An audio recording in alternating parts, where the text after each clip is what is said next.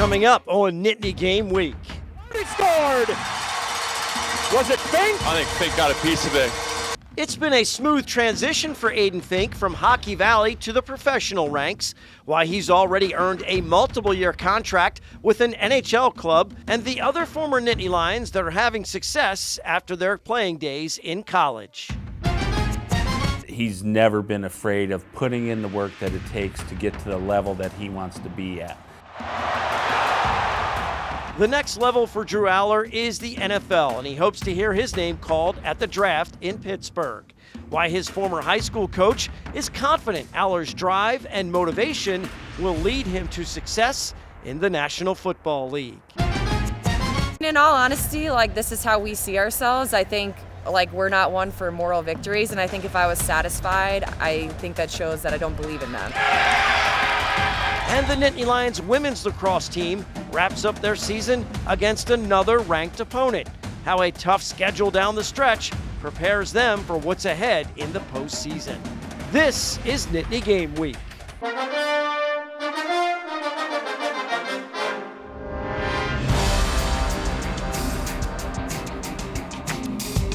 Hello everyone and welcome to Nittany Game Week. I'm Todd Sadowski alongside Ryan Yee. It is mid-April, the traditional time for the annual Blue-White Weekend, but that's coming soon. Right now we have a handful of spring programs working on a strong finish to their regular season before the playoffs begin. Yeah, that's right, Todd. We start off with women's lacrosse, who continue their gauntlet of ranked games. Up next, number 7th ranked Johns Hopkins, a big test ahead of tournament time in our opening drive.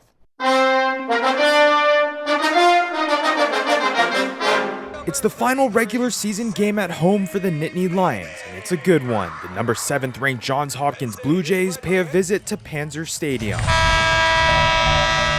A defensive battle to start, but it's Penn State that draws blood first. Just over 6 minutes in, Erica Ho connects with Peyton Wainman, who buries the chance and makes it 1-0 PSU. And it would be a theme of this ranked matchup. Back and forth we go. Knotted at 1, Delaney Radin hits guess who? Wainman again. Same spot, same result. Tack another one on the board. Penn State retake a 2-1 lead on a play that breaks Penn State's single-season team assist record. We've played against a lot of zones this year, so you see more assisted goals when you're playing against a zone. But I think overall it's just that they really share the ball and everybody's a threat. It's not like a one-man show.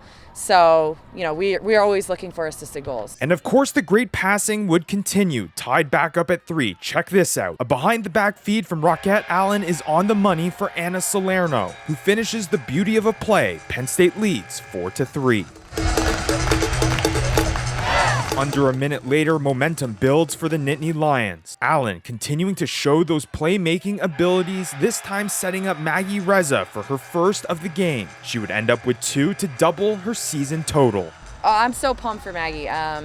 We had Maddie Greco go out early in the game, and Maggie Reza stepped up, and we've been, working her in the lineup kind of all year, but she was just excellent. And talk about a kid who made plays when you needed to, and she did that for us tonight. Jump ahead to the final minutes of the third quarter, 6-5 in favor of Penn State, and to retake a 2-goal lead towards him watchlister, Erica Ho rifles a shot. No chance for the Johns Hopkins goalie, 7-5 Nittany Lions. And then in the fourth, Penn State holding on to that lead. They add some insurance with a Kelly McKinney goal set up by Ho to put the Nittany Lions up 9-7. However, Johns Hopkins not going down without a fight, force overtime, and ultimately score the game winner. Penn State falls short in a heartbreaker 10-9 final. A game that emphasizes to Coach Kayla Trainer when it comes to these ranked battles, it comes down to the fine margins. They're a great defensive unit. I think we had a good game plan and we changed things up throughout the game.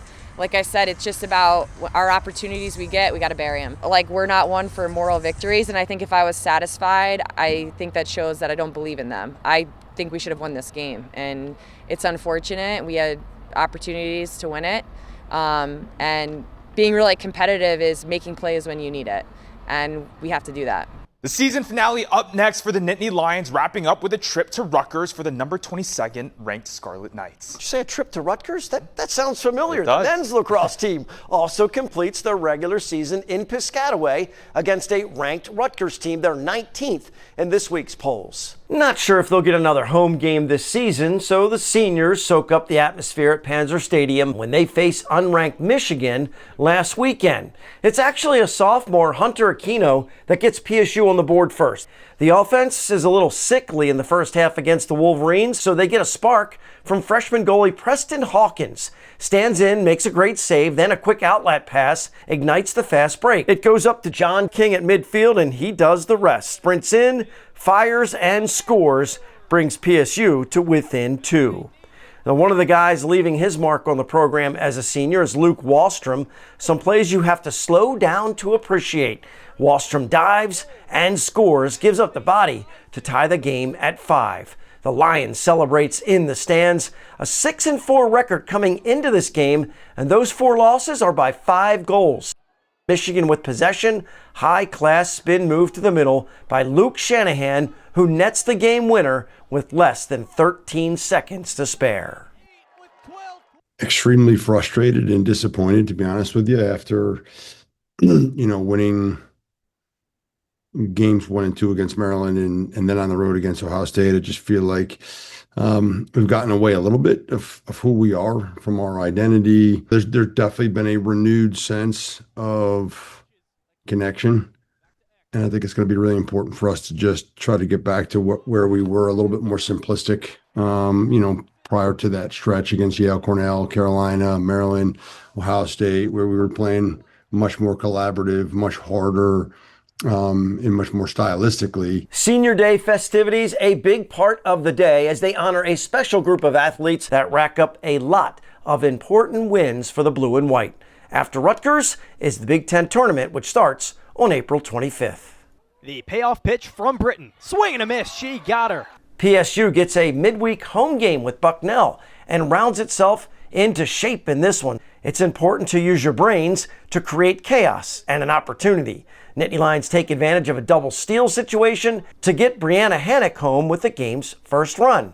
Then they use the Brawn, the second inning. Few runners on, Hannock unloads on this offering, and it sails over the wall in center field. They take care of business in 5 innings and are back on the road this weekend in Columbus for a 3-game set with Ohio State. While there is still plenty of time left in the softball and baseball regular seasons, the football team is under some deadline pressure. With spring practices winding down, Coach Matt Campbell and his staff are utilizing every possible minute to implement the new systems and get everyone as comfortable as possible before the final blue-white practice. I think both sides of the ball, and really on special teams, my whole mission for us is let's get good at something that we can lean into and make sure we can evaluate our football team, and then whatever adjustments we have to make as we get into the summer, that's kind of our responsibility. But I think anytime you're coming into a situation, man, you really like to find out what your guys can do and feel like you have a pretty good idea going into it, and kind of tailor make the foundation of it around that, and then really build so you don't build too fast so you have a bunch of mistakes. After the blue-white weekend passes, Coach will rely on the players to get together and work on the things they learn in the spring. A new QB with Rocco Becht, now the starter. And of course, they have to replace the production of Nick Singleton and Katron Allen in the backfield. Singleton, Allen, and QB Drew Aller will find out soon if their NFL dreams come true. The draft is next week in Pittsburgh, Thursday, Friday, and Saturday. All 3 were in Happy Valley last month for the Penn State Pro Day. Aller threw there and at the Combine in Indianapolis. He says he's happy to throw for anyone to get evaluated, and also discusses the challenging task of reading defense in the pros. Obviously defensive coordinators, but all those players that are playing 5-7 years in the league, like, they're very smart and they know how to disguise things, and trying to just break down as many defenses as we could just to get familiar with it. And then obviously when you get to your team, like, they'll install like what they call different defenses and coverages, and then when we get into game planning, like, it'll go from there. But it's been fun. Like, I've always watched a ton of NFL tape in general, both offense and defense, so it's something that I've kind of just grown on and built on. One of the guys who fully supports Aller and believes he will have success in the NFL is his former high school coach in Medina, Ohio. Coach Larry Laird has seen Aller grow and mature as a player and person, and he's excited about his chance to prove he belongs among the best. His drive, even when he was in high school here, made us believers because he is a football junkie. Can't watch enough film, and we saw that even when he was here. And that's what it takes to be that top-level quarterback in the NFL or be one of 32 starters in the NFL is that drive and be ready and know the answers to the test before the test is even given when the snap comes. The first round of the draft is Thursday night, rounds 2 and 3 on Friday, with the remaining rounds 4 through 7 on Saturday in the Steel City. Aller is projected to go on day 2 with interest from the Rams and the Steelers. Coming up, a debate hosted in State College that addresses one of the biggest topics in college sports, whether athletes should or should not be paid. More Nittany Game Week is on the way. The opening drive is sponsored by R&R Express. Every shipment moved contributes to autism research and inclusion through the Excel Foundation. Learn more at wearerr.com. These are more than just trucks. Every shipment moved by the R&R Express family of companies contributes to the Excel Foundation for Autism Research and Inclusion, funding safe spaces like the sensory room at Penn State's Beaver Stadium and a special event sensory trailer, and giving thousands that were unheard a voice. Now is the time to amplify non-speaking voices and drive meaningful change. These trucks are powered by purpose. Every week, our groundskeepers are meticulously mowing, painting, repairing any damage from the previous game in preparation for Saturday. Our contributions to the team are providing safe playing surfaces for the athletes to showcase their abilities on. There's a lot of history here. Being able to be a part of that has been incredibly special for me.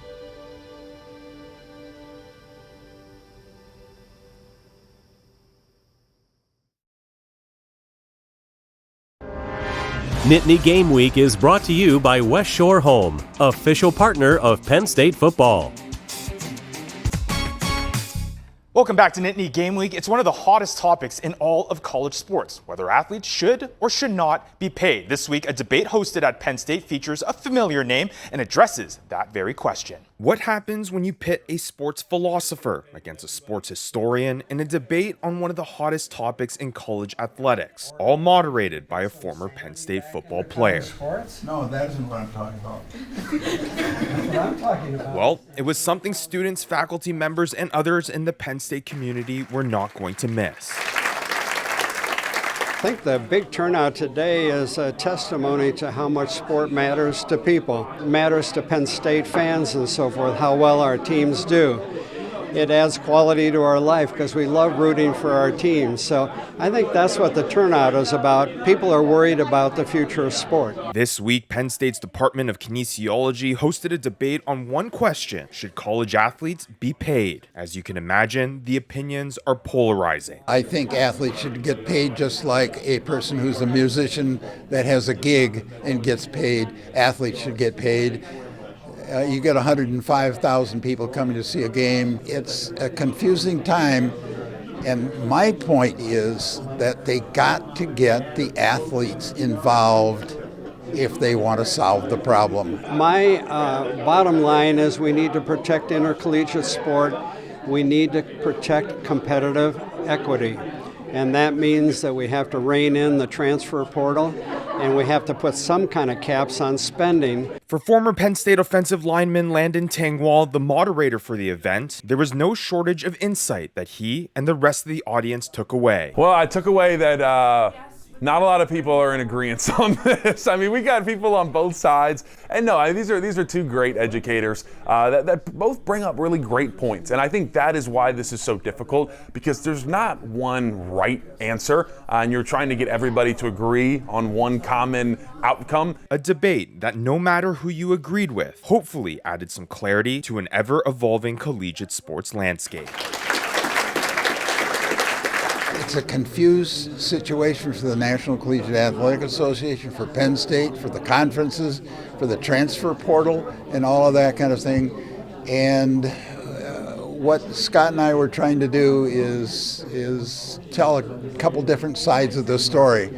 And I think we did that. Well, this is a perfect segue coming off the debate story. A handful of Penn State hockey players are making a very successful transition from the college ranks to the pros. Tipped it back to the line. He scored!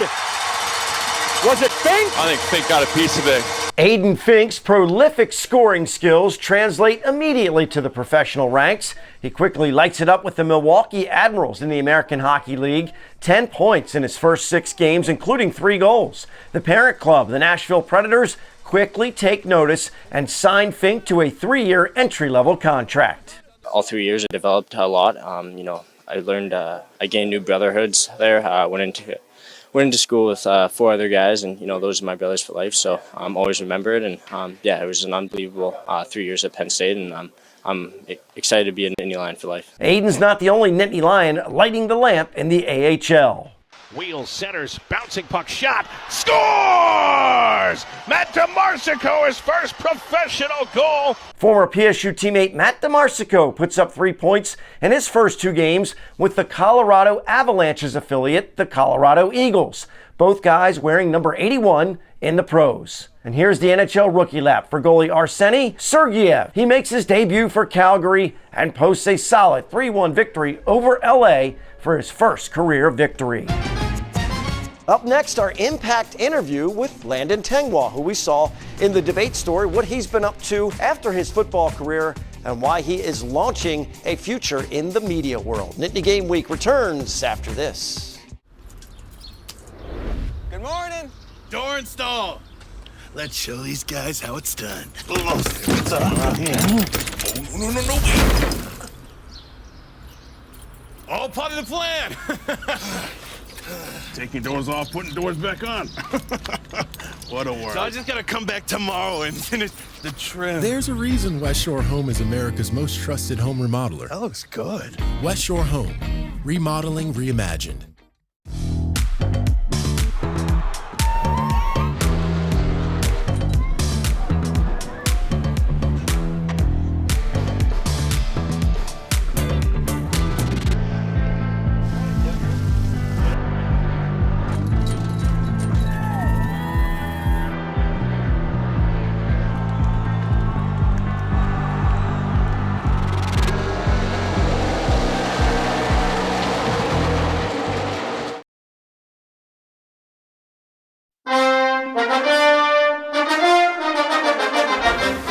Welcome back to Nittany Game Week. It's time for our Impact interview, and this week we caught up with former Penn State football player Landon Tengwall, who was the moderator of the paid college athlete debate that we highlighted earlier. And for Tengwall, it was an opportunity that highlights how he's transitioned from player to podcast host and other post-football career endeavors. When someone asks Landon Tengwall, what do you do for a living now? What is it that you respond with when someone does ask you that question? Yeah, I just say I talk about college football on YouTube. That's pretty much what I say. I will say I do not, even though I graduated at Penn State with a degree in broadcast journalism, I don't consider myself a journalist because I view myself as more of a commentator. I talk about things that go on. I don't break news. Generally, that's not really the world that I live in. And I do a lot of the film breakdowns, the pregame, postgame show, and so I look at it as a community of people where they can come and just learn different football knowledge, but I also try to have bring a comedic value, have fun with it. That decision, though, not an easy one to transition from football. What was that decision like? Yeah, it was so difficult because I was going into my second year, starting my third year. I'm thinking, hey, either this year or next year, NFL, I'm going to make millions of dollars, and that's going to be my life. And I thought that from a very young age. So the second that's not you anymore, and you're not Landon Tengwall, the football player, you're just Landon Tengwall, you have this look inward of who actually am I? What is my identity? What do I like to do outside of football? Because that's all I've done since I was 8 years old is play football. And I've only been known as, that's Landon Tengwall, the football player. And so it really made me kind of, like I said, look inward and try to figure out what else do I love to do. And thankfully, my now fiance, I was going through that, what am I going to do with my life, and kind of asked, what do you like to do? And I said, I like my broadcast journalism. Com 360 class here at Penn State is kind of news production. And she hooked me up with someone on the local Fox radio. And from there, I did it for about 6 months straight, and I was at the Penn State golf course. And I had an elderly woman come up to me and she said, "Are you Landon Tanglaw?" And I said, "Yes, ma'am." And she said, "I love your show on the radio." And that was the moment where it clicked for me, where I said, okay, I can go off on my own and I can make content, and I think I'm going to be successful. And so from that moment on, I said how much I love those interactions. That interaction at the Penn State golf course with some lady that I haven't seen since really sparked that I know I can do this. How do you balance that dynamic, or how do you attack that when you are a commentator on the team that you used to play for? Yeah, I feel very confident that if you asked anybody that consumes Penn State football content, that they would say I'm one of the most honest just commentators out there, because as much as I love Penn State, that was a decision I made early on, and I've always wanted to give my honest opinion. I like to talk. That's why I was in broadcast journalism, and so I definitely pride myself on anybody that tunes into my show. They know they are going to get my full, honest truth and how I feel about whatever topic I'm talking about, and there's not going to be a sugar coat, or there's not going to be this other side of it that I have this relationship, so I'm not going to say something. I will say I've had former teammates, I've had coaches, I've had people text me, DM me, "Hey, why did you say this?" And I'll say back, look, do you disagree with it? Is that not true? And so I stand on what I say, but I think it's so important, especially in this day and age of media, that you feel you are getting a source that is actually going to give you the truth. Thank you, Landon, for his time. Make sure you go to nittany-game-week.com for the entire conversation, along with other web-exclusive content like our Nittany Connect network of businesses and the Nittany Game Week podcast. Don't go anywhere. Still to come, another Penn Stater makes the jump from college to the pros. Find out who next. We're heading into the final minutes on Nittany Game Week.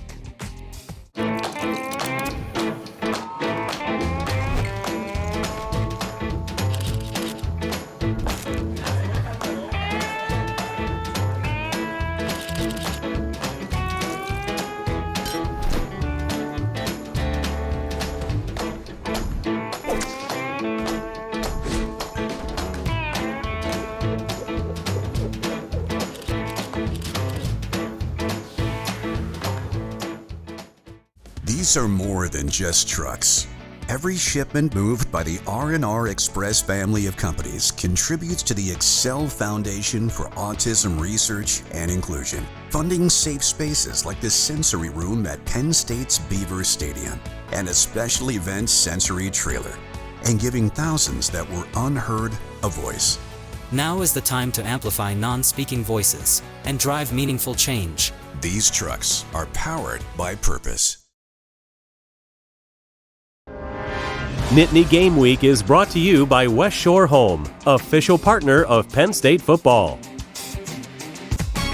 And in the home stretch of this episode of Nittany Game Week, love to see Penn State athletes making the jump to the pros. And this week, it was men's lacrosse's Alex Ross who was selected 8th overall to the New York Atlas. Coach Tambroni proud to see one of his own take their talents to the pro stage. Very proud of Alex, and an extremely well-deserved honor to go in the first round. I think he has certainly been overlooked in our opinion, and continues to play an exceptional brand of lacrosse. So excited for him that he was even drafted, excited that he was drafted in the first round. And I think it's just really neat that he's going to be able to partner back up with Maddie, and it'll be fun to go watch those guys play. Ross now joins 8 other former Nittany Lions in the PLL, and even cooler, Ross joins last season's 6th overall pick, Matt Trainer, on the New York Atlas. We now also give a shout out to some other Penn State athletes who are excelling in this week's Dean's List. First, in men's wrestling, junior Shane Van Ness is among 14 student athletes named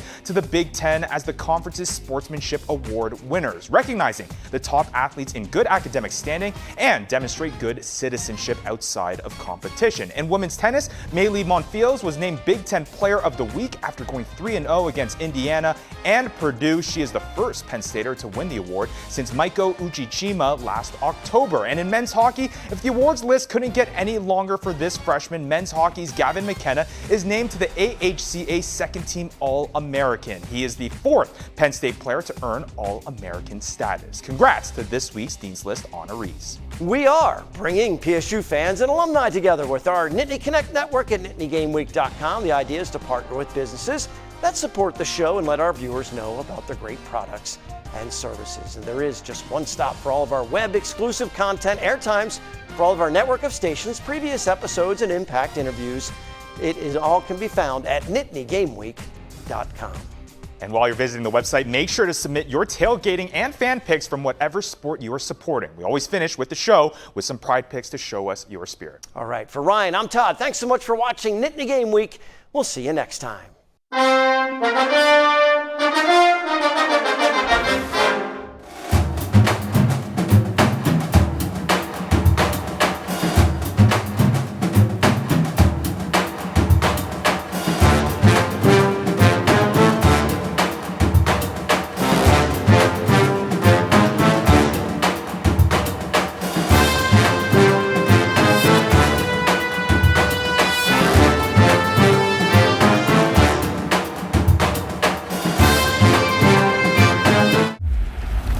Every week, our groundskeepers are meticulously mowing, painting, repairing any damage from the previous game in preparation for Saturday.